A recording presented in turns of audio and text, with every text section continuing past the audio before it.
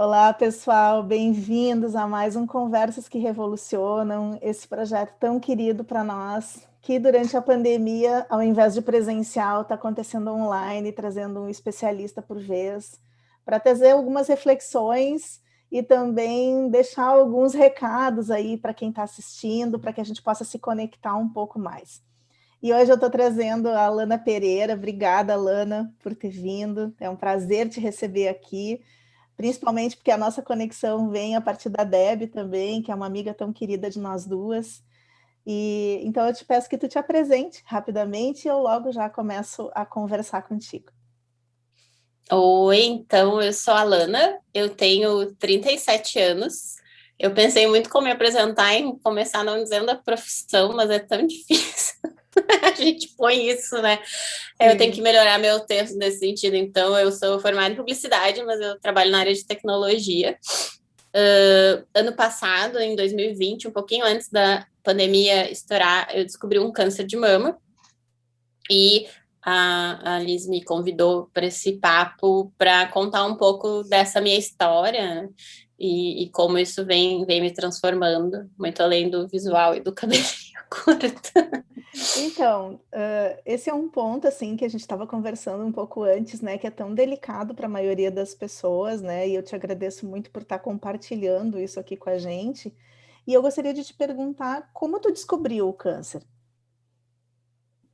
Eu descobri, eu sempre conto essa história, inclusive eu contei de novo essa história para uma enfermeira que estava fazendo um exame para mim esta semana, que eu estou em mês de exames de revisão. Sim. Ela foi graças ao carnaval, então não vejo a hora de poder curtir o carnaval e agradecer o carnaval por ter descoberto. Eu tinha ido num bloco de carnaval num sábado de janeiro de 2020. Tava, né, verão, Porto Alegre, solaço, tava com uma pochete, um vestido de alcinha. E aí aquilo me machucou, a pochete, função, aquela loucura, né, o bloco dura. E peguei um pouco de sol, né, aquela coisa. E aí no outro dia, no domingo de manhã, eu tava sentindo o ombro e aqui ficou marcado até, né, um pouco da pochete, da roupa. E tinha um vermelho bem em cima do meu peito, bem em cima mesmo, assim. E me chamou a atenção, porque, né, tava me incomodando aqui, mas aí eu Uhum. olhei, ué, tem um vermelho aqui, né? E toquei. E era muito em cima, assim. Eu não tinha prática de autoexame, não fazia muito, mas eu sempre fazia na minha ginecologista, pelo menos uma vez no ano. E eu tinha feito ali por junho, julho, né, na 6 meses ginecologista, antes. esse toque. É, Uhum. 6 meses, é. E era bem grande, assim. Aí eu senti bem aqui esse vermelho, e bem grande mesmo. E aí fui pro Google, né? E naquele dia eu ainda fui mais em um bloco de carnaval. Depois fui pro Google. Me assustei porque não tem histórico na minha família, né? Eu não tenho, não tinha muita vivência com o câncer antes. Me assustei, mas pensei que não era nada. E eu também estava perto ali de período menstrual, disse perto do período menstrual pode ter caroço, aquela coisa. Uhum. Vi, Uhum. mas era domingo também, né? E eu pensei, bem, amanhã eu vou marcar uma agenda com a minha ginecologista, né? E seguir. E aí isso é bem interessante, assim, vou contar também, né? A descoberta até mais pra frente, aquele vermelhidão não tinha nada a ver com o nódulo, tá? Foi realmente, eu digo, É um foi ter ido sinal, no né? bloco de É só um sinal. carnaval e foi um sinal, foi tipo, Lana, olha aqui, sabe? E foi isso. E outra coisa, porque como ele, o meu, apesar de estar bem grande, ele era muito em cima. Então, é uma parte da mama que tu mesmo se bate, se toca, né, aquela coisa toda, não é uma parte que tu mexe tanto, né? Entendi.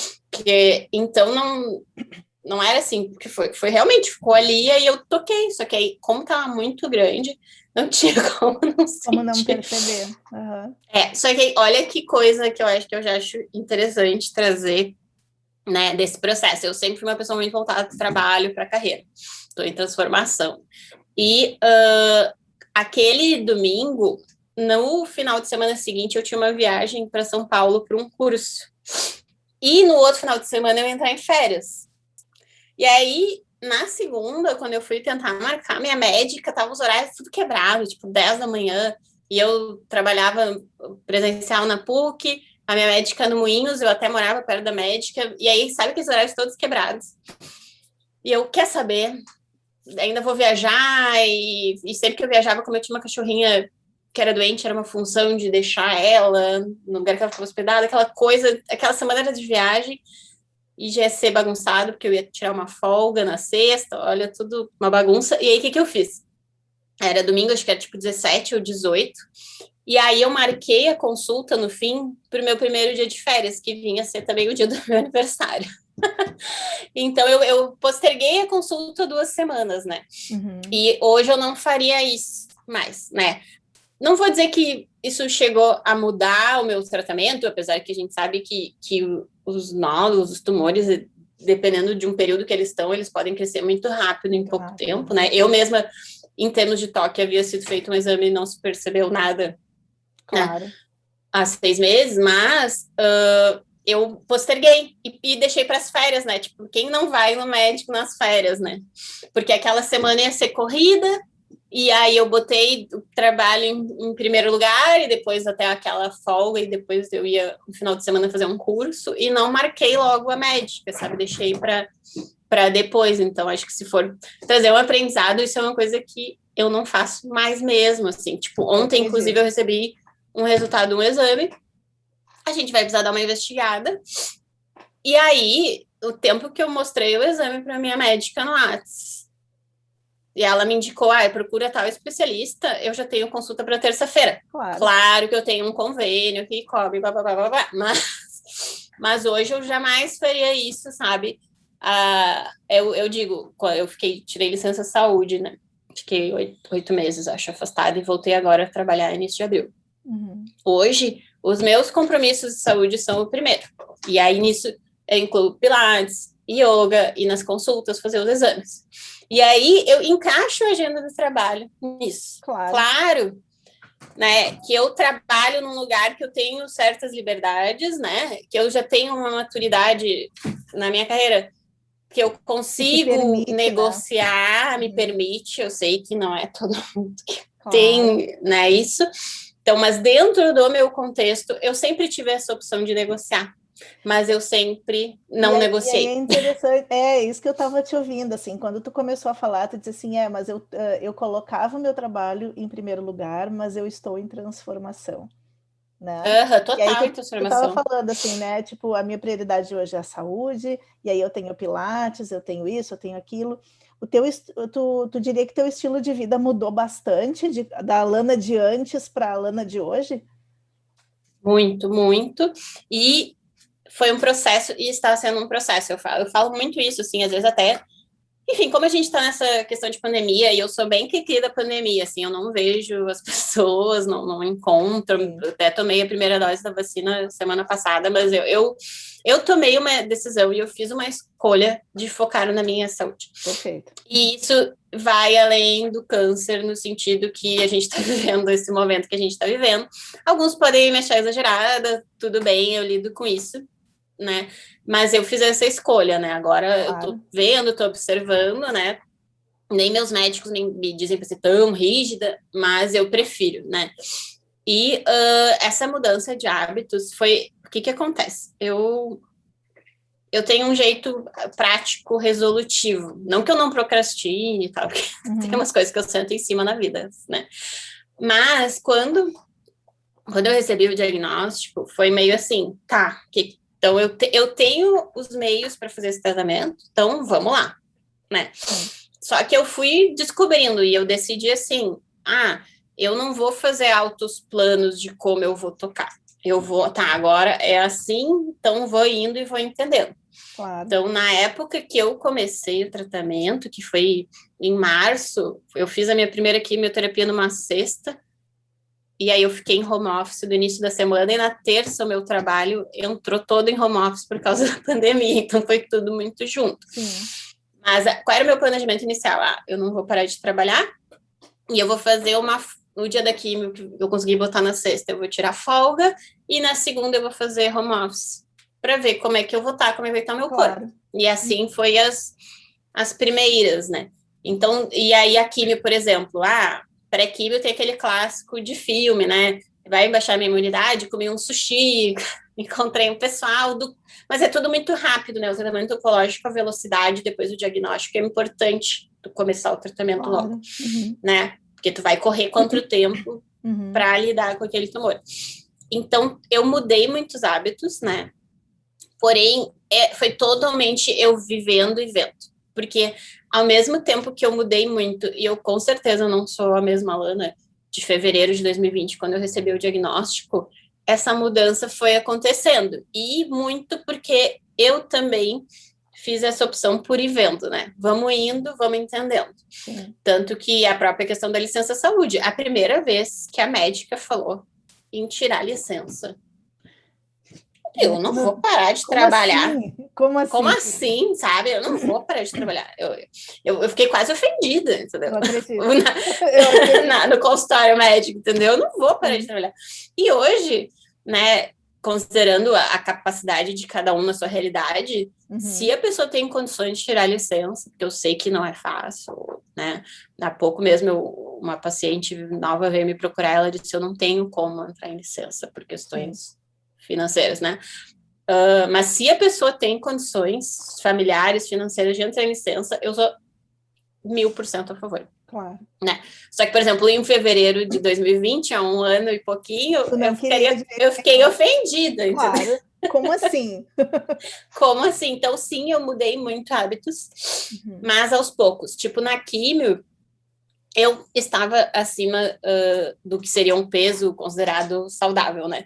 Eu tenho uma relação muito diferente com peso e imagem, porque eu realmente eu tinha engordado muito, comecei a engordar depois dos 30, mas eu nunca gostei de dieta, a minha imagem, eu mesma já estava me acostumando com a minha antiga imagem, e eu nunca fui uma pessoa que acha que necessariamente ser magro é o padrão certo, né? Sim. Mas hoje, que eu já perdi mais de 10 quilos, eu olho totalmente num viés de saúde. Claro. Né? Então, eu comecei a mudar minha alimentação durante a químio, mas eu não mudei tanto assim. Até porque na químio é preciso se ter estabilidade no teu corpo. Por mais que os meus médicos recomendassem eu perder peso, se eu perdesse muito peso naquele período... Podia ficar fragilizada. Não...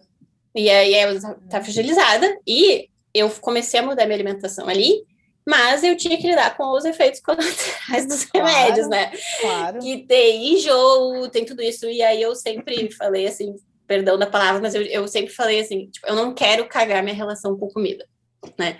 Porque eu amo comer, eu gosto de cozinhar, eu gosto de viajar para comer, entendeu? E é muito, muito difícil nessa questão alimentar. Eu digo, né, é um cuidado, inclusive, para quando tu vê depois de um câncer não desenvolver um distúrbio, né? Porque falam muito que o pós-tratamento, os teus hábitos vão fazer toda a diferença para tu ter mais tempo de vida, né? Então, isso tá na minha cabeça e é o que me guia, né? E a minha alimentação mudou muito, ela ainda não tá como eu gostaria, né? Alguns detalhes, mas mudou muito mesmo, assim. E isso que eu ainda como doce, o álcool, eu tentei voltar a beber, mas ainda não sei como é que eu vou lidar, né, esses mais alimentares. O exercício, o movimento, eu não fiz muito durante a quimio, mas também teve a pandemia, eu tinha vontade de caminhar, mas aí foi tudo muito ao mesmo tempo, sabe? Sim. E aí eu comecei a fazer yoga online por julho. Aí, depois, como eu fui pro processo cirúrgico, né, eu só estava caminhando fazendo yoga depois que eu entrei em licença. Aí, no processo cirúrgico, eu precisei me recuperar, precisei fazer fisioterapia para fazer radioterapia, e eu comecei pilates. Outros hábitos, assim, que eu acho que mudaram, uma coisa que aconteceu muito, e a licença saúde foi muito forte nisso, foi de eu recuperar uma relação comigo mesma, sabe? Tipo... Sim, de autocuidado mesmo. Tipo, ler, eu sempre amei ler, mas eu negligenciava muito leitura. E ultimamente, sabe, quando eu era mais nova, eu li um livro numa tarde, e o celular, né, que rouba tempo de leitura. Então, na licença, eu pude ler, eu pude bordar. Eu não sou uma grande bordadeira, eu bordo terapêutico mesmo. Eu adoro bordar também. Eu uso como total terapia, porque eu não tenho... Eu zero tenho aspirações com bordadeira, e eu sou bem desastrada, então eu sujo, eu erro, mas eu vou, termino. Então, essas coisinhas sutis, assim. E uma coisa que... Eu sou uma pessoa que fica muito bem sozinha. Eu sei que eu sou uma exceção, e estar só é um mito, né? Mas por um tempo da minha licença eu morei com a minha família, né? Mas eu sempre pensei muito e conversei muito comigo mesmo, né? Só que quando tu não tem muito tempo, tipo, tu tem um expediente, tu tem uma rotina. Claro, eu sou solteira, não tenho filhos, né? Também tenho liberdade de rotina. Mas quando tu não tem muito tempo, a forma que tu processa as coisas, tipo, eu faço terapia, já fazia terapia antes do câncer, é diferente. E aí, na licença, eu me permiti me conectar com as minhas emoções, mas não foi um jeito mágico nem nada, não foi uma super terapia, mas tipo assim, Alana, eu não tô bem hoje. Então tá, eu não tô bem hoje, então hoje eu vou ter um dia ruim, no sentido assim, ó, quero ficar deitado o dia inteiro, vou ficar deitado o dia inteiro. Perfeito. Claro respeitar, que... na verdade, o que tu estava sentindo, Isso, né? respeitar os tempos. Porque eu sempre fui uma pessoa que até hoje eu sou um pouco ainda, como eu disse, eu tô em processo, que diz, como é que tu tá, Lana? Tô assim, ó, destruída por dentro, né? Tipo, eu agora tive uma semana cansada e me ajeitei. Não, nem sei se tô ótima, mas eu dou um sorriso simpático, porque eu tenho essa cara simpática, né? Eu acho que a minha cara é quase mais simpática que eu, mas é... Aí eu, não, tô bem, e tu como é que tá? E eu sempre converso muito com as pessoas e pergunto do outro. E quando eu vejo, eu já tiro a atenção de mim, sabe? Tirou do foco e pronto, né? Já me tirei do foco e não preciso falar que eu tô na merda, entendeu? E é uma coisa interessante, assim, porque é um exercício interessante, porque eu tô te ouvindo e eu também, eu tive um diagnóstico de uma cardiopatia severa em fevereiro, na mesma época que tu. Então, eu também tive que mudar algumas coisas nesse meio tempo, estilo de vida e uma série de coisas. E eu estou te ouvindo e estou fazendo, porque cada um tem os seus desafios, né? E como é questão de coração, a proximidade de poder acontecer alguma coisa, tu também tem que lidar com essa coisa, né? De quanto tempo eu tenho? Será que eu vou resolver? Será que eu não vou resolver? Só que, ao mesmo tempo, eu me identifiquei muito contigo quando eu disse que o meu trabalho estava sempre em primeiro lugar, e isso era uma coisa assim que eu sempre fui negociando para dar mais espaços para mim, né? E essa coisa de tu perguntar, tu tá bem? Não, tô bem. E tu? Porque muitas vezes é como se a gente não desse espaço para poder falar.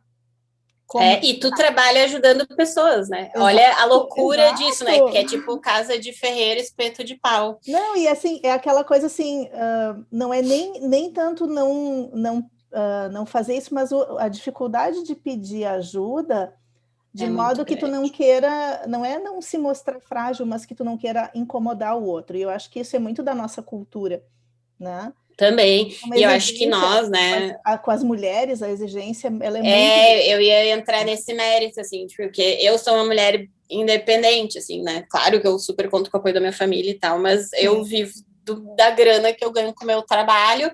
E tem isso que eu falei, eu gosto de ficar sozinha, eu viajo sozinha, eu sou bem independente. E tu, eu sei que também é a mulher da tua vida, né? Sim. Então, vou definir assim. Exatamente. Então, a gente tem que se virar. E é o olhar prático que tu estava falando, né, Lana? Do tipo assim, tá, tem que resolver, e pronto. Só que eu acho que, assim, nesse momento em que a gente acaba ficando mais fragilizado, quando a gente se permite dividir com pessoas mais próximas, eu consigo enxergar um carinho que a gente muitas vezes tinha, mas não acessava de algumas pessoas. Então, é tipo receber um elogio, né? É Exatamente. tipo, eu sou aquela pessoa, vive no Instagram, tu vê aquelas coisas do TikTok. Ai, tu mesmo elogiou minha roupa, eu consegui não falar dela hoje, quando a gente falou. Que lindo esse vestido. Ai, comprei em liquidação, sabe? Eu sou essa pessoa. Então, tipo, eu sou totalmente essa pessoa que é tipo, aceita um elogio ou aceita que precisa de ajuda. Não, né? E um pouco, no meu caso, além disso de não incomodar, que é uma coisa que eu vejo que é muito da minha mãe também, assim, eu puxei muito a minha mãe, não vou incomodar o outro. Sim. Mas eu por tanto tempo fingi que estava tudo bem, para mim foi muito difícil me mostrar vulnerável, né? Isso, tipo, por exemplo, né? Eu uso muito Instagram, redes sociais, foi mais como a gente se conectou, apesar de se conhecer a partir da Débora. E eu uso muito Instagram e eu não sabia se eu ia revelar no Instagram, né? porque e é legal que o Instagram, para mim, é muito uma forma que eu converso com as pessoas, e a gente ainda entrou em pandemia, né, acabou sendo uma forma de eu seguir tendo uma troca. Aberto, né? Uhum. E eu converso muito com as pessoas no privado, assim, e às vezes eu sou aquela pessoa oversharing, faz um monte de stories e tal, mas ao mesmo tempo, eu tava te falando antes, né, eu sou super privada. E é engraçado que algumas amigas que também são mais dessa área de tecnologia, redes sociais, quase que tinha uma expectativa que eu ia criar um perfil, assim, ia falar sobre câncer. E eu não queria, porque, como eu falei, eu queria processar aquilo, e eu não era uma pessoa que... Eu estava até nos últimos tempos e trabalhando em terapia, começando a falar no Instagram, às vezes, se eu não estava bem, se estava corrido, sabe? Porque eu era essa pessoa que, às vezes, não demonstrava, sabe? E que não estava bem. E tinha várias coisas rolando comigo pré-câncer, pré-pandemia, que eu não estava bem. E aí, foi todo esse processo, tanto que eu, por exemplo, eu fui contando, eu escolhi para quem contar também, no início. Como eu era responsável por um time no meu trabalho, e a gente era muito próximo, um dia a dia bem intenso, eu escolhi contar para o meu time, porque eu ia ter que me afastar, né, ia ter que sair e voltar onde está a Lana. Então, por exemplo, eu escolhi contar para o meu time do trabalho, e eu contei para eles todos, de uma vez ao vivo, ainda deu tempo, né, escolhi contar para algumas pessoas do trabalho que eu me relacionava, até para me ajudar, para eu me sentir segura, né, para viver aquele processo. Claro que para esse quesito eu estou numa empresa que é excepcional, assim, não posso reclamar. Escolhi para quais amigos eu contei, né? Seja porque eu estava vivendo mais, seja porque eu me sentia confortável. Tem alguns amigos que até eram mais próximos, mas eu não contei logo, mas porque eles têm um perfil diferente de lidar com certas coisas, e assim como eu sempre me protegi, né, de fingir que estava tudo bem, eu também naquele momento já tinha tanta coisa para lidar, que eu me protegi de lidar com a expectativa do outro. Né? E, inclusive, uma estratégia que eu montei, acabei de me lembrar disso, não pensei antes de falar contigo, é que eu estava contando para as pessoas pelo WhatsApp. Sim. Porque tu até me perguntou, se tiver algum momento que quiser parar no meio, porque hoje eu consigo dizer, eu tenho câncer, eu sou uma paciente oncológica. Mas ali nos primeiros meses, eu ia falar, eu tenho câncer, eu embargava, né?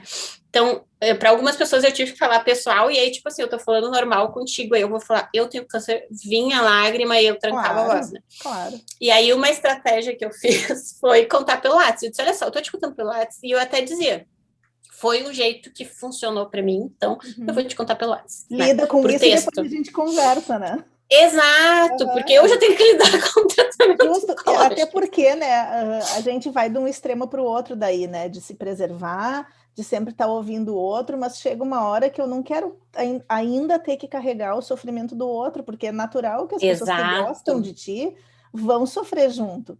Né? E eu sei que tem algumas pessoas que... não sabem muitas vezes como ajudar, né, também. E tem gente que tem aquele jeito que parece que quer viver junto contigo, Sim. Mas eu preciso do teu apoio, não que tu viva junto comigo, né? Eu acho que tem essas sutilezas, assim, né? E aí eu fui aprendendo, assim, mas esse me abrir, por exemplo, no Instagram, chegou um ponto que eu não aparecia mais, né? O meu visual tinha mudado. Eu fui cortando o cabelo e eu disse, peguei a onda da pandemia, Sim. Porque um monte de gente raspou o cabelo na pandemia, aquela coisa. E aí eu pensei, bem, vamos pensar que é da pandemia. Tanto que depois teve gente que me mandou, eu fiquei preocupada com o teu corte de cabelo. Tá dando uma surtada, né? O que houve com esse teu cabelo? O que acontece? Eu sempre usei cabelo mais curto na altura do ombro. Sim. E aí eu tava com o cabelo comprido para os meus padrões, assim, tava aqui quase do tamanho do teu, assim. Para mim, isso é um cabelo comprido, porque eu usava cabelo sempre mais aqui. E aí eu, né, vou fazer um corte estratégico, porque eu tinha muito cabelo. Então, como o meu tratamento é do tipo que cai cabelo, porque isso é importante, não é todo o tratamento oncológico que cai cabelo, são alguns remédios. Como eu tinha muito cabelo, eu pensei, nossa, o cabelo comprido vai cair tudo, né? E eu já usava cabelo mais curto, então, na verdade, eu vou voltar pro meu corte. Só que a minha cabeleireira, que é de mais de 10 anos, eu conversei, eu expliquei a situação para ela, e a gente fez um corte super estratégico, que ficou bem, mais o chanelzinho na frente, e aí eu fiz uma coisa que eu não fazia 1000 anos, que é raspei atrás. Que eu falei assim para ela, então vou me acostumar com a minha nuca, né? Perfeito. De não ter. Então, o corte foi totalmente estratégico, porque aí eu sou assim, eu fico nervosa, eu choro, mas então tá. Depois agora, vamos ver o que a gente vai fazer agora. Vamos ver o que vai ser feito, entendeu? Não significa que eu não vá chorar na cama depois, claro. mas vamos ver o que vai ser feito. Faz parte. E aí eu fiz esse corte estratégico. Aí tu imagina, eu cheguei no trabalho, e era ali em fevereiro, já com aquele corte, que mudou muito, né? Opa, ela cortou o cabelo. Aí deu mais 2, 3 meses, eu fiz um cabelo quase que nem esse que tá agora. Porque aí já tava caindo. Uhum. Eu tava com uma careca aqui, só que eu disse que ficou o cabelo perfeito para call, porque o meu cabelo apareceu na frente. Não, e tava lindinho. É menos impactante também daquela coisa de tu passar a mão e o cabelo tá caindo, né? E cai mesmo, assim. Um impacto forte, né? Eu sou uma pessoa que sempre teve muito cabelo, e meu cabelo é grosso, né? E volumoso. Então, assim, o cortar, para mim, funcionou também para lidar, porque assim, ó, cai mesmo, e eu sou uma pessoa que sou muito, até, por exemplo, eu não uso muito maquiagem no trabalho, porque eu sou muito de botar a mão no rosto, sabe? Toda hora botando a mão no rosto, aí traz oleosidade, e o cabelo também. E eu sou uma pessoa que andava sempre descabelada. O meu corte de cabelo era para favorecer eu andar descabelada. E mania de passar a mão no cabelo. Então, direto ali, quando eu já tinha começado a químio e começou a cair, eu tava no meio de uma reunião que eu tava sem vídeo, assim, sentada, tem até uma foto de um momento desse. Aí eu passava a mão na cabeça e aí botava ali, né? Mas esse até, quando a gente falou, né, sobre esse papo, eu falei muito sobre essa relação de ser mulher com câncer, né? E o cabelo, eu percebo, até com as pacientes oncológicas que eu tenho conversado, foi super difícil perder o cabelo. Agora, esse cabelo foi um corte que eu fiz, que depois de um tempo deu para cortar, eu descolori, tá com um pouquinho de um resto de rosa, eu brinquei. Mas é difícil para mim, porque o meu cabelo é um clássico, as pessoas me conhecem pelo meu cabelo. O meu anterior. O meu capacetezinho que eu brinco. É sem brincadeira, as pessoas, nível que assim, te vi na rua, sabia que era tu por causa do teu cabelo. Uhum. Desde a época que eu usava Twitter, sabe? Então, meu cabelo era um característico meu. Super marcante. E franja também. Então, e aí tu pensa ainda que nem eu falei antes, eu perdi mais de 10 quilos. Né? O meu rosto toda a diferença, mudou. Né? Faz diferença. Então, tipo, agora, né, deu uma quedinha, deu uma ajeitadinha. Se tu for olhar neutro a Lana aqui, nossa, ela tá bem, tá bonita, né? Mas tu entende que eu tava eu tô com 37, eu comecei a engordar ali bem com 30. Então, e aí eu tive uma primeira processo de ganho de peso e um segundo.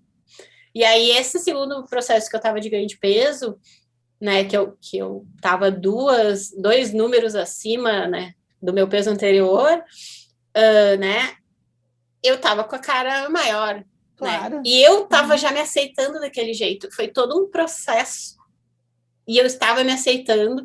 E eu só ficava preocupada em eventualmente lidar com peso por questões de saúde, mas também eu não fazia nada sobre, né? Eu ia empurrando aquilo. E agora, por exemplo, eu perdi peso, minha cara mudou, meu rosto mudou porque eu perdi cabelo. Então, por mais que a Alana tá com uma cara boa, tá bonita, às vezes eu posto uma foto maquiada, as pessoas elogiam. Sim. Tem dias que eu mesma me olho no espelho, quem sou eu agora? Claro, sabe? Claro, porque então, tu tá reconhecendo essa nova imagem que tá aparecendo ali no espelho. Exato. E o cabelo, para mim, foi um pouco mais fácil, ainda que eu sinta falta de volta e meia. Cadê minha franja aqui? Sabe? Né? Por mais que esse corte esteja bem, eu esteja feliz com ele, para mim foi um pouco mais fácil porque eu já usava mais cabelo curto. Claro. E olha que doido, uma vez, foi em 2015, acho, eu tinha 31. Eu cortei o cabelo bem curtinho, que o pessoal brinca Jornal Nacional, assim. Não era tão curtinho que nem esse, tinha um topetinho. Uhum. E naquela época eu tinha começado a engordar. E o meu rosto já tinha começado a ficar diferente. E aí, naquela época, eu me odiei naquele corte, porque eu tava deprimida também por outras razões. Sim. E eu me odiei naquele corte. E hoje eu olho as poucas fotos que eu tenho daquela época, porque a nuvem era diferente em 2015, os arquivos. Sim. E eu olho aquele cabelo e, gente, eu tava ótima, né? Mesmo com o rosto, com o cabelo, eu tava ótima e eu tava me odiando, né? Só que, por exemplo, eu já tinha tido cabelo mais curtinho, né? Eu já usava cabelo mais curto. E aí eu vejo com outras meninas que às vezes eu venho conversar que essa questão do cabelo, para mim, foi um pouco mais fácil. Não que não seja difícil. Claro. Mas porque eu já brincava com meu cabelo. Tanto que eu tava com uma... Olha que doido. Olha lá. eu tava lá em final de 2019, eu tava muito inquieta, eu queria ir embora de Porto Alegre, eu queria morar em São Paulo, eu queria trocar de emprego, eu queria crescer, e tudo muito motivado pela carreira, um pouco por mudança de cidade, porque eu gosto de cidade grande. Eu não tava feliz, sabe? E aí, eu tava com uma... Eu sempre pensei, acho que todo mundo na vida já pensou em ser platinada. E aí, eu queria ser platinada. E eu tava com o cabelo mais comprido, e eu pensei, eu faço platinado nele, e depois eu corto mais curtinho. Mas não raspar, eu corto curtinho pra ele se recuperar. Eu fui em 3 salões, e justamente porque meu cabelo tinha muita personalidade, sério, nos 3 salões, o teu cabelo já tem personalidade, tu vai fazer, tu vai gastar dinheiro, vai estragar o cabelo. Vai detonar o cabelo. Quem sabe eles propuseram intermediário e foi louco. Eu até depois elogiei os profissionais, nenhum quis fazer isso, achou meio loucura. Sim. E também por esse sentido que meu cabelo tinha personalidade. A minha cabeleireira que não pinta disse, ela, tu é doida, e ela me conhece há mais de 10 anos, né? E eu tava com essa angústia. E aí, quando eu perdi o cabelo total, e isso do cabelo, a gente perde tudo, a gente não perde só o cabelo, a gente perde pelo de todo o corpo, todo, né, desde o rosto que começa a crescer, que a gente não percebe, o pelinho do dedinho do pé, os pelos íntimos, tudo, né, e tem coisas tipo a sobrancelha e os cílios que demoram mais a crescer, Sim. porque eles são pelos que caem mais, né. Entendi. Então, tipo, a minha sobrancelha, agora eu fiz ela, e eu tinha sobrancelha super farta, escura, e ela tá longe, o cílio também. Então, tu vê, eu parei a químio em agosto do ano passado, né? A gente vai fazer quase 1 ano e ainda não normalizou. O cabelo aqui tá crescendo normal até. E aí, o que eu pensei? Que aí é o meu jeito de lidar com as coisas. Agora que eu caí, quando eu tiver liberada para procedimentos químicos, pós-químio, pele sensível, e o cabelo tiver num tamanho razoável, eu vou descolorir, então, né? Claro. Porque... E ainda estava de licença saúde, né? Eu tinha que ocupar meu tempo.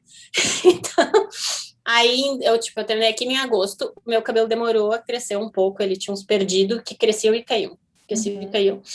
Porque ele não deixa de crescer, mas ele cai, né? Claro. Então, é por causa do tipo do remédio.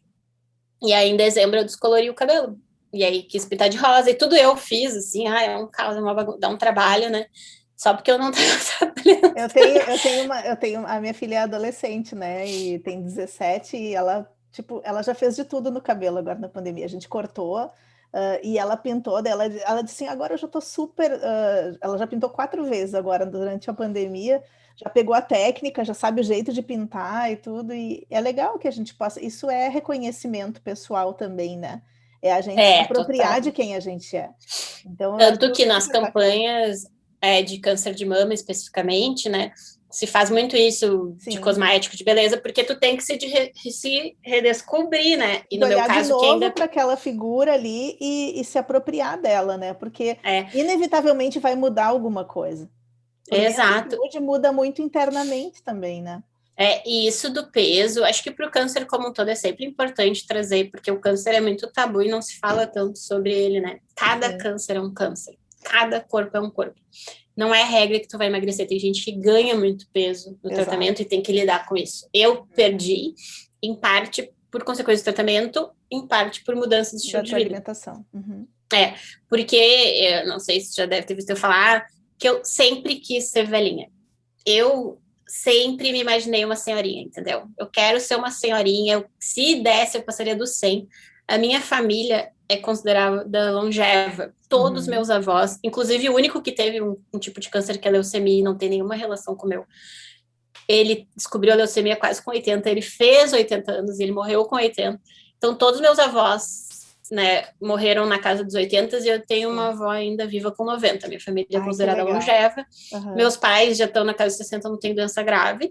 E eu não pensei que aos 35 para 36 eu descobri uma doença grave, né? Sim. E eu tenho que lidar com o medo da morte constante, né? Tu diria que essa é a parte mais difícil? Ou tem alguma coisa que foi mais difícil do que lidar com o medo da morte mesmo? Olha, engraçado que logo que eu recebi o diagnóstico, eu fui um pouquinho mais prática e não bateu tanto isso, ainda que eu soubesse. Eu já estava lidando com aquilo. Bateu mais ali em maio, quando eu tirei umas férias, e aí eu descobri que o meu linfonodo estava afetado e não apareceu no primeiro exame. Mas ele não apareceu depois, ele já estava ali, só que tem todo um lance de captação de imagem, Entendi. de metabolismo, que ele não apareceu, mas ele já estava ali. E ali, para mim, foi tipo isso, eu estava me mantendo assim, e pá! Foi e ainda tirei essas... choque de realidade, assim. E ainda tirei essas férias, porque nesse meio tempo eu comecei uma quimioterapia, meu cachorrinho que tinha câncer morreu. A pandemia veio, a gente entrou em home office e eu só fui mantendo. Claro. E eu fui mantendo, sabia que eu tinha essas férias para tirar, porque é aquelas férias que tu precisa tirar por causa do vão vencer, sabe? E aí eu fui mantendo, não, então eu vou ter férias, eu vou entrar em férias no final de abril e eu tenho 20 dias de férias e bora. Aí eu fui tocando, sabe? Fui tocando trabalho, fui tocando química, fui tocando a morte do meu cachorro. E aí eu tava processando tudo, e aí quando eu tava processando tudo isso ainda descobri isso do linfonodo e fiz uma adaptação ao meu tratamento. Então foi assim, foi a primeira vez que eu realmente tive medo de morrer. Não que antes eu não tivesse sentido, mas foi o medo. Mas eu acho que não é o pior. Para mim, assim, não o pior no sentido de ter câncer, mas para mim, o que foi mais difícil mesmo é esse assunto que a gente estava falando, que é eu aprender a me mostrar vulnerável. Sim. Inclusive, eu fui morar com a minha família por N motivos, tem a ver com a própria pandemia, tem a ver com a doença, e porque eu ia fazer a cirurgia, né, eu fiz mastectomia, que é retirada da mama, e foi muito difícil no início para minha família me ver, porque tu pensa, eu morava sozinha até a quarta quimio, super independente. Super independente, fazia videocall com a minha mãe, aquela coisa, por causa da pandemia, eles não me visitavam, meus pais ali super Caxias, eles também em grupo de risco. O meu irmão me levava para os lugares, me dava carona, então ele é um que me via mais pessoalmente, mas também, né? E aí, eu tava muito assim, eu tava já quando eu tava morando sozinha, mesmo trabalhando e fazendo tratamento sozinha, eu tava iniciando esse processo de hoje eu tô mal, então vou ficar na bed. Claro. E aí, nessas férias, por exemplo, que eu fiquei bem mal, que foi em maio do ano passado, eu, assim, ó, teve uma semana que eu sentava numa cadeira que eu tenho aqui e ficava vendo, assim, ó, uma série atrás da outra e chorava, porque a série se chorava, fazia minha terapia, comia, e eu fiquei uma semana assim, que foi a semana, baixou tudo, né, e aí eu ia pra cama, se eu quisesse dormir, acordava tarde, isso que eu não sou uma pessoa de dormir muito, só que a quimioterapia me fez ter mais sono e dormir, claro. E aí, tô com vontade, vou deitar, né? Perfeito. E mesma coisa no trabalho, hoje eu não tô tão bem, então vou mesmo no home office, aí o home office ajuda, né? Eu vou ir mais devagar, não vou ir tão intensa, né? E aí tu pensa que eu já tava uns meses assim, eu vivi assim, aqui, de março a maio, sozinha em casa, né? Só foi na minha casa a minha cabeleireira que fez ela primeiro fez o meu corte curtinho, depois raspou, e a senhora que me ajudava com a limpeza da casa, que ela ficou um tempão sem ir, mas teve um momento que eu não conseguia mais. Porque eu trabalhava home office, né, aquela coisa toda, e aí eu não dava conta, e a gente fez uma combinação pandêmica ali, e ela ia no dia que eu tinha químio, porque aí eu saí de casa, né, Sim. E eu ficava até preocupada com ela, né, porque eu vivia no hospital, enfim. Claro.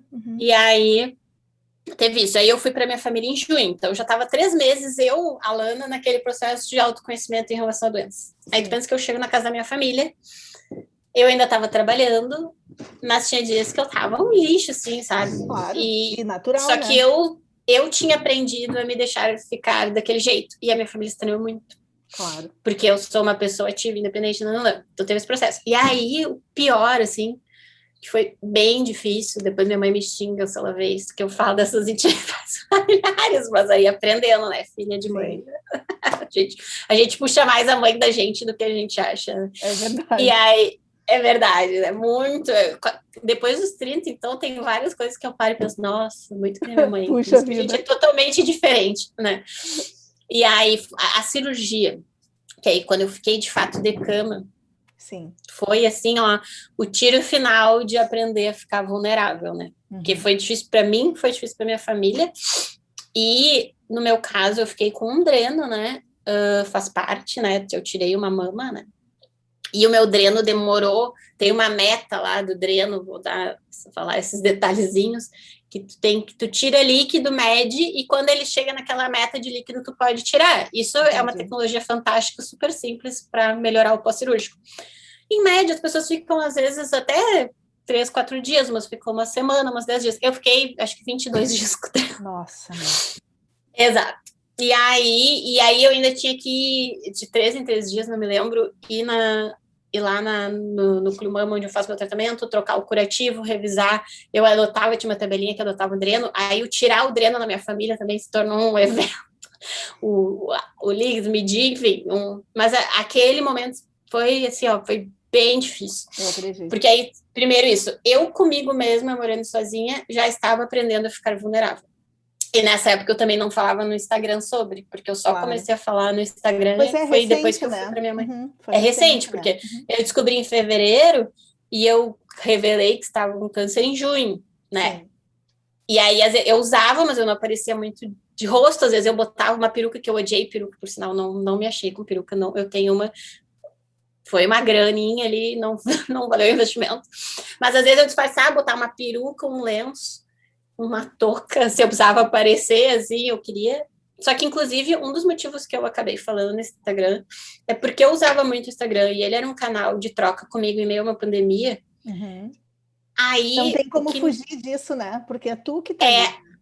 Exato, e aí eu não me sentia eu mesma, exatamente. Claro, é tu que tá ali. Eu tava vivendo tudo aquilo. Aí chegou um ponto que aí ou eu parava de usar, só que a gente tava na pandemia e era um jeito de eu falar com as pessoas, ou eu falava. E aí eu resolvi falar, né?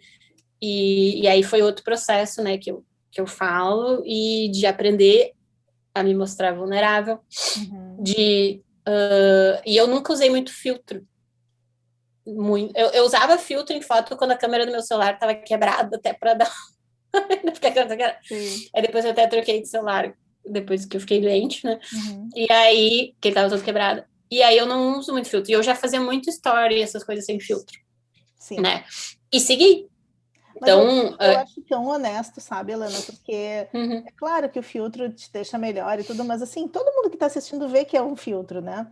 Eu também eu procuro, assim, na medida do possível, não usar quase nunca o filtro, porque eu acho que a gente precisa disso nas redes também, né? Tu estava falando, né? Eu também sou publicitária e eu tenho uma avaliação, assim, meio radical nesse sentido, sabe? Eu acho que quanto mais a gente traz ali, ainda que um recorte, né, a nossa vida real, mais fácil fica da gente também se conectar com os outros, né? Eu acho que esse é um grande aprendizado.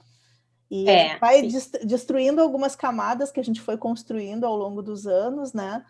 E nem todo mundo está pronto para ver essa fragilidade, nem todo mundo está disponível para ver, porque é mais fácil eu consumir só pessoas que estão no filtro, ou só falando coisas boas, ou só... Porque daí eu também não me preocupo em me identificar, mas uma vez que eu me mostro frágil, vulnerável, eu me conecto com a vulnerabilidade do outro, né? E isso é fantástico, é para isso também que a rede social serve, né? Para a gente se reconhecer inteiro, né? Não só na parte que é boa, na comida que foi bem pensada, bem organizada, na paisagem bonita, né? A gente é tudo, né? E eu apareci sem filtro mesmo, assim, tipo, até eu me assusto porque as lembranças do celular agora começaram a mostrar há um ano. Sim. E há um ano eu perdendo meu cabelo, então também esse processo, né, tô lidando, né? E eu apareci careca, sem sobrancelha, sem maquiagem, com a tala da cirurgia, então também foi um processo para mim, né? Claro. E agora tu trouxe um outro ponto que eu descobri sobre doença como um todo. A minha família mesmo tem um jeito de lidar com doença bem diferente do meu, inclusive. Eu lido...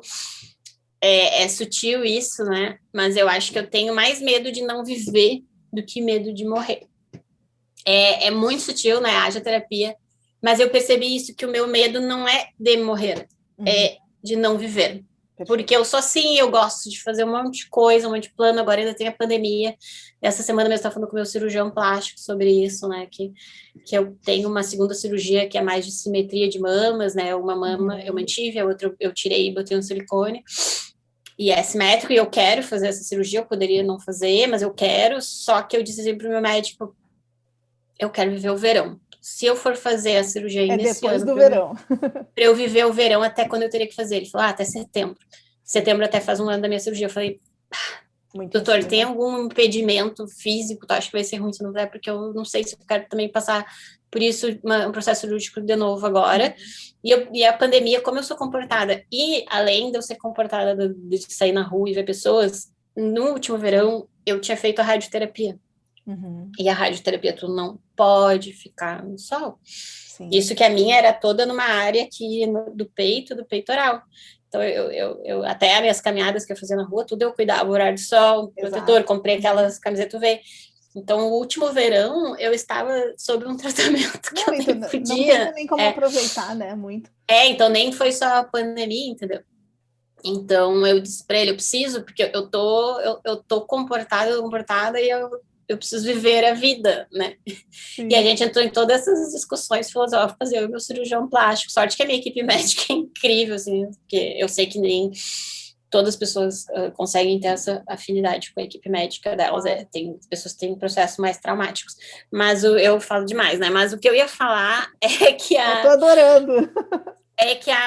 uma coisa que mudou muito depois que eu me abri, que tu já sacou isso, tu falou em um outro momento, que é o de me mostrar vulnerável, de me conectar com a vulnerabilidade dos outros. Sim. E eu entrei nesse mérito de falar de como a pessoa lida com a doença, porque sabe que eu trabalho em instituição financeira e trabalho a minha educação financeira, e uma coisa que eu vi numa dessas palestras lá, que eu comecei a trabalhar com questão financeira, é que o dinheiro é mais tabu que sexo na vida familiar e escolar. É verdade, guria, é verdade, tu tem toda a razão. E eu lembro que eu não trabalhei educação financeira no colégio, mas eu tinha, sei lá, na quinta série, um livro que chamava Sexo e Reprodução, que era sobre gravidez na adolescência. Eu, tipo, uso de camisinha, não sei o quê, e eu nunca tive educação financeira, e a minha família tem um jeito de lidar com dinheiro, e enfim. E aí eu digo também, doença é muito tabu. Hoje a gente fala muito sobre doença mental, que é super tabu. Eu mesma já tive conflito com a amizade, assim, e no passado, há muitos anos, eu já tomei antidepressivo. Só que eu sou a pessoa que não é o clichê depressivo normalmente, porque eu vou dizer que tá tudo bem.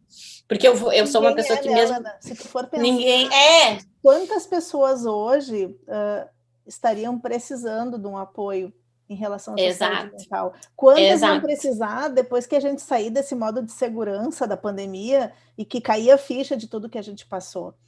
Né? Inclusive, pelo que minha equipe diz já, a minha equipe médica diz a questão da pandemia, isso é interessante, tu falou modo de segurança, já tá batendo. Só que a gente não tá vendo. Exato. Mas já tá batendo na cabeça das pessoas, a gente não tá vendo, porque as pessoas não falam sobre isso. Porque não falam e não sentem, né? Se tu for pensar, assim, por exemplo... Se não processam também. Sei lá, um assalto, por exemplo. Fica ali naquele modo de segurança enquanto o assalto tá acontecendo, e depois que ele passa, que tu relaxa e parece que dói o corpo inteiro. E isso é um trauma de 1 hora. Aquela tensão que vem, né? E aí vem aqui, né? Agora pensa depois de 1 ano e meio. Depois de 2 anos. Então, assim, radioterapia. A gente precisa muito cuidar disso e muito falar mais sobre isso, porque isso é muito sério. Mesmo é muito sério. Tendo sido só um pano de fundo para toda a tua história, ou para a minha, né? Para todo mundo tá impactando de alguma maneira. E além da saúde mental, o que aconteceu? Depois que eu me abri, pessoas que eu conheci há anos, pessoas que eu trabalhei, que sentavam do meu lado. Menina, a minha caixa de mensagem do Instagram, eu recebi dezenas de mensagens, assim, tipo, eu não tenho tantos seguidores, assim, mas de pessoas contando a história delas, principalmente com câncer, mas com outras doenças. Poder se conectar, né? E eu não fazia ideia. Teve um menino que eu até acho que eu fui meio abusada, que às vezes eu sou metida da conselho, que do jeito que ele me falou, eu senti a dor dele. Eu falei, tu faz terapia, acho que tu tinha que falar sobre isso. E o coitado meio que me deu um corte. Mas ao mesmo tempo, eu acho que já foi um puta exercício ele chegar e dizer pra mim aquela história dele. E eu não fazia ideia disso. E eu trabalhei com ele um tempo, eu sentava do meu lado e a gente tinha boas conversas até, a gente tinha um relacionamento legal de trabalho.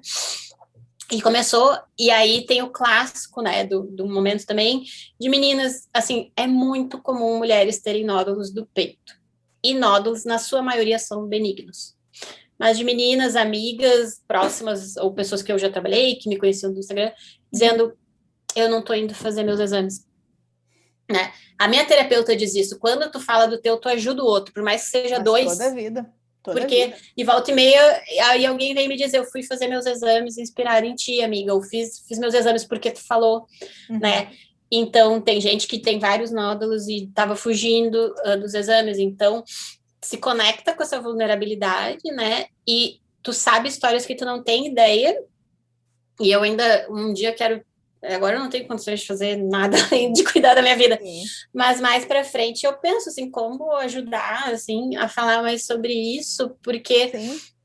o que eu soube de histórias e de câncer na família, não era na pessoa, mas era no pai, ou de outras doenças que as pessoas vivem com esse medo e elas não falam sobre. E que legal, né, que elas encontraram um caminho ali a partir do teu compartilhamento, né, da tua própria fragilidade. Isso é muito legal. Isso, é. Então, para mim, o processo de falar sobre é um aprendizado de me mostrar vulnerável. Eu considero até parte do meu processo de cura, por causa dessa troca, né? Volta e meia, aí alguém começa a me seguir, porque o meu perfil é fechado. E eu, ué, por que essa paciente começou a me seguir, comenta e tal? Aí eu descobri, fulana me indicou para ti, né? Agora, recentemente, uma colega de trabalho, né? E aí, fulana, porque eu conheci ela de trabalho, mas não tinha ela nesse espectro de redes sociais. E a fulana me disse, fulana, acredito, e cada vez mais mulheres mais jovens nessa faixa, 30, 40. E aí eu sinto com elas e eu digo assim, ó, às vezes nem eu tô bem, mas eu digo, não, vem comigo, elas ficam todas constrangidas. Não, para ti, assim, ó, para quem é paciente, assim, porque eu tive isso com outras pacientes também. Para quem é paciente, talvez não responda na hora e tal, mas eu vou conversar, sabe? Não se preocupem, você não tá me incomodando. Não é difícil para mim falar sobre isso. Porque às vezes perguntam, não sei se tu vai querer falar sobre isso. Não, eu vou falar, ainda mais ser com outra, né? Nossa, fantástico. Isso é muito, muito louco do paciente oncológico, porque quando eu não revelei, eu não tinha muito com quem trocar, porque tinha pandemia. Quando começou, eu pensei, não, eu vou nos grupos do Núcleo Mama, vou ir lá e conhecer pessoas, só que a gente está na pandemia. E aí, eu procurei uma amiga que eu não estava mais próxima, mas que a gente sabe aquelas pessoas que têm uma conexão, que quando começa a falar, que teve um outro tipo de câncer no passado, aí eu mandei uma mensagem para ela, fulana, descobri um câncer, e ela foi uma que mudou muito o estilo de vida e alimentação. E aí eu comecei a trocar com ela, e aí tem uma outra pessoa que eu também já conhecia, de convivência, de trabalho, que é a Alice Bastos Neves, né, da TV, que também fez um trabalho incrível colocando a vulnerabilidade do câncer. E eu tinha o WhatsApp da Alice, né? A gente se conhecia por motivos pessoais e eu também já trabalhei na mesma empresa que ela. Aí eu tinha o WhatsApp dela, ela revelou ali o câncer dela bem antes de eu começar a quimio. Aí eu mandei uma mensagem para ela, olha, Alice, sei que faz tempo que a gente não se fala, não sei como é que tá as coisas para ti, porque ela recente tinha revelado o câncer, né? Devia estar recebendo mensagem até não dá mais. E aí troquei com ela, assim, né? Que foi que eu consegui falar naquele momento, que eu sabia que já passou por isso, ou estava passando, fez né? o mesmo caminho que as pessoas estão fazendo contigo, né? De alguma forma. Exato. E aí depois, olha que doido, quando eu revelei, um colega do colégio que eu ainda tenho essa interação mais pelas redes sociais, me disse, a fulana teve ano passado. E a fulana, essa não era super minha amiga, mas ela, sério, ela sentava do meu lado por um tempo. Que era aquelas formação de classe, que às vezes ficava picado, e tu não necessariamente sentava do teu amigo, né? E ela sentava do meu lado. E aí, agora até a gente não tem se falado muito, mas a gente trocou muito, e ela tinha a mesma oncologista que eu. Então, revelar me fez eu mostrar minha vulnerabilidade, me fez eu me reconectar com outras pessoas que já passaram por isso, aí começou, eu vou te apresentar a minha amiga que está fazendo tratamento. Então, aí tem um termo que chama OncoFriends, que os grandes perfis oncológicos falam que são tuas amigas oncológicas. Sim. E tu pensar, até eu revelar publicamente, eu tive 2 OncoFriends, que foi essas meninas que eu falei. E que eu não falava toda hora também, né? Porque, enfim, mas que me ajudaram com umas dicas iniciais, né? Por exemplo, a peru, que eu fui na mesma loja que a Alice foi, que ela me falou, né? E aí, depois que eu revelei, ainda mais em meio a uma pandemia, que eu não tinha grupo de apoio para ir, eu formei o meu círculo de OncoFriends, que eu falo com elas até hoje, né? Que legal. E aí tem coisas que eu digo, amiga, tu pode ser a minha melhor amiga, pode ser a minha terapeuta, a minha família tem uns assuntos que é mais difícil para eles lidar. Tem coisa que é só entre paciente oncológico. É que nem tem coisa que é só entre mãe. Claro. Tem coisa que é só entre quem vive. Porque é uma realidade então, que tu tem que estar vivendo para poder entender algumas coisas, né? Então, até porque teve uma vez uma menina que me contou a história da família dela e ela estava morrendo de medo, porque ela tinha uma questão de nós e tinha um histórico familiar. Só que aí ela, de curiosa, perguntou, e como é que são os efeitos colaterais? Uhum. E aí, eu falei, bem, já que tu tem histórico na família, eu supus que ela viveu mais, mas eu me enganei na minha suposição. E aí falei uma coisa, bem na época eu tava com o nariz sangrando bastante, porque eu tenho muita rinite, meu nariz tá um horror hoje, por exemplo. Mas com a quimioterapia, piorou um pouco. Sangrar, né? Baixar todas as defesas, né? Sim. E aí, sai sangue. E ela se assustou. Ai, coitadinha. Exato, ela se assustou. E eu falei, me passei ali na medida, porque como ela disse que teve o histórico na família, eu achei que ela tinha mais noção, mas eu me enganei. Só que é isso, tipo, é que nem dos pelos, assim, ó. Que eu falei já, os pelos pubianos caem todinhos. Tá, e aí isso só fala em paciente. O pelo da axila mal voltou a crescer, tem uns picados ali. Sim. E no braço que eu fiz, que eu tirei os linfonodos, eu nem posso fazer nada que vai gerar sangue, infecção ainda ali, tu vê, né? Já passou o tratamento, mas eu tenho que cuidar. Então, tem uns perdidos ali, nem vou depilar. Mas aí tem coisa que é só entre paciente, aí voltou a crescer teus pelos, aquelas coisas assim, sabe? Sim, que é do dia a dia de vocês, não tem como... Isso é muito doido, porque eu não sou noiada com depilação, mas eu sempre fiz com cera, porque eu prefiro fazer por mim. Mas se eu tivesse que deixar crescer e ficar meio grande, eu usava saia, usava blusa, né? Mas eu tinha essa rotina. E na minha primeira químio, eu usei aquela touca gelada para não cair cabelo. E foi a primeira vez e única que eu tive uma companhia, porque era ali um pouquinho antes da pandemia, fazendo a químio, porque a químio nos lugares que eu fiz era individual, só que com essa touca de cabelo a máquina é dupla. Aí eu tive uma companhia, uma moça muito fina e elegante, e a mãe dela. E aí, uma hora ela dormiu, e a moça me deu várias dicas, tipo, ela nunca tinha me visto, porque os pacientes oncológicos acabam se ajudando, né, até eu, como é um câncer mais que tem homem também, mas é mais de mulheres, é muito aquilo das mulheres se ajudando, sabe? E aí a outra paciente tinha dormido, aí eu falando com a mãe dela, eu não sei o que eu faço, porque agora eu já estaria na época que eu faria a minha depilação com cera mensal, eu fazia tipo de 30 em 30, 40 em 40 dias. E a mãe da moça disse assim, não te preocupa, vai cair tudo. Porque os próprios médicos não tinham me falado nesse nível, assim, tipo, que a gente foca muito no cabelo. Não esquenta claro, sobrancelha e cílio. Mas cai tudo, né? Só que a mãe dela foi incrível, dessa moça, que eu não lembro o nome dela, eu já sou ruim com o nome. Ela disse, não te preocupa, cai tudo. Porque aí é uma coisa mundana também, né? E é uma leveza também no tratar com essas coisas, né? Isso, tipo, eu vou fazer minha depilação com cera. Ou tem gente que não, se quiser fazer, faz, mas tipo, que faz a sobrancelha, né? Eu decidi deixar, e tanto que eu evoluí na maquiagem um step e sei fazer minha sobrancelha. Então eu não fiz, porque eu não gosto muito desse efeito, mas enfim. Claro. Então foi isso, tipo, cai tudo, não te preocupa. Mas eu acho que isso diz tanta coisa. Nossa, né? tem um tanto de empatia aí, de conexão, que não dá nem para medir.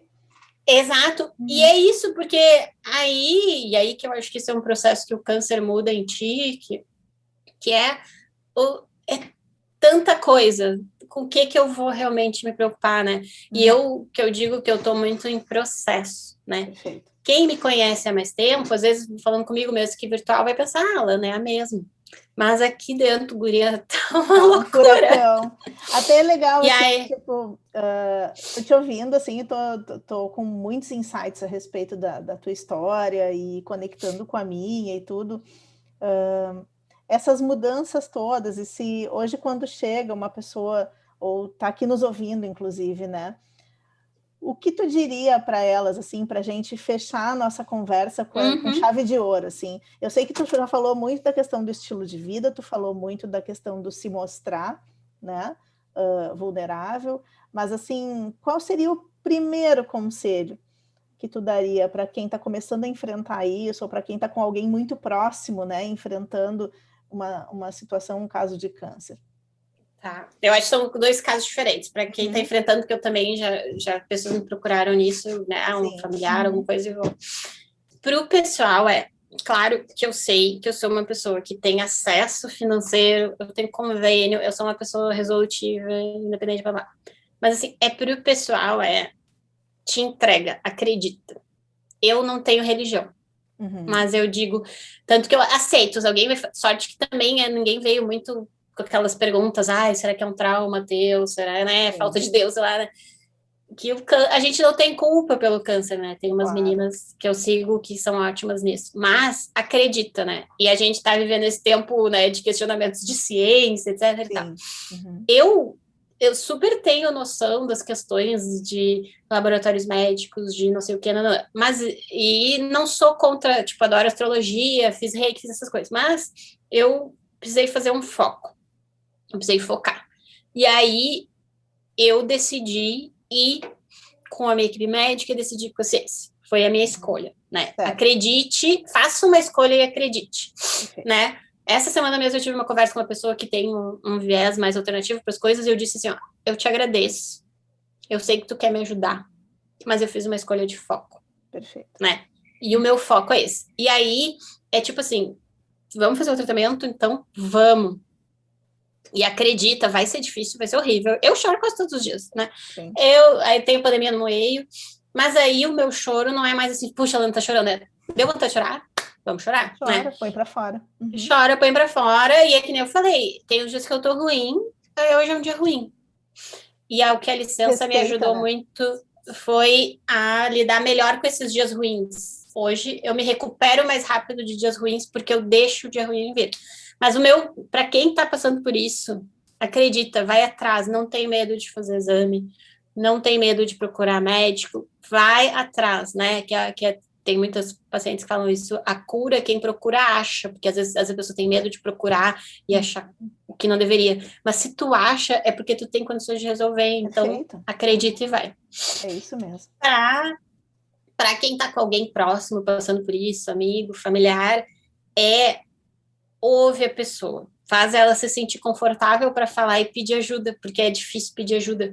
E às vezes as pessoas querem resolver pela outra, e é difícil, e tem gente que não vai nem passando pelo processo dele se aprender a pedir ajuda, né? Sim. Mas vai conversando, vai deixando a pessoa confortável, e eu acho que é muito parecido até, eu não sou mãe, mas eu vejo isso das mães falando, quando uma mãe tá com um bebê pequeno, né? Leva uma comida para essa mãe.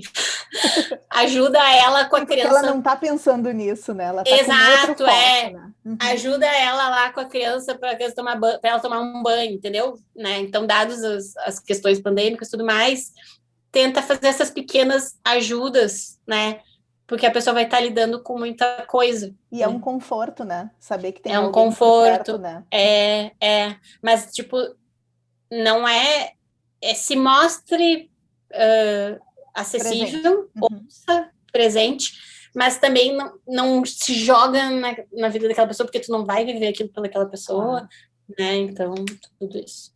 Alana, muito, muito obrigada, assim, por toda essa tua disponibilidade e coragem em olhar para essas coisas, né, de uma forma tão verdadeira, assim. Eu tô aqui te ouvindo e tô com muitos insights, mesmo não tendo passado pessoalmente, mas com uma outra situação. Mas tu tem uma história tua para lidar também, né? Todos nós temos, né? Era isso que todos temos nossos BOs. Assim. A gente tem, assim, às vezes não é uma doença, às vezes é uma questão pessoal, às vezes é outra coisa, e a gente precisa desconstruir essa coisa de que todo mundo é inteiro, perfeito, e tá sempre tudo bem, sabe? Desglamorizar o tá tudo bem, né? E eu te agradeço imensamente poder estar dividindo aqui com a gente essa tua história, que é uma história que está acontecendo ainda, né? Que tu tá te permitindo compartilhar com a gente. Então, nossa, só tenho a te dizer muito obrigada. Né? Eu te agradeço pelo convite, foi um processo para mim também. Acredito. A gente se achar nas agendas, não era nem até por medo de falar, mas é que de encaixar, de ver, e para mim super bom falar. Te agradeço pelo convite, pelo teu olhar para isso, né? Para fazer essas conversas aí. E espero que possa ajudar. É aquele clássico, se ajudar uma pessoa. Tá valendo.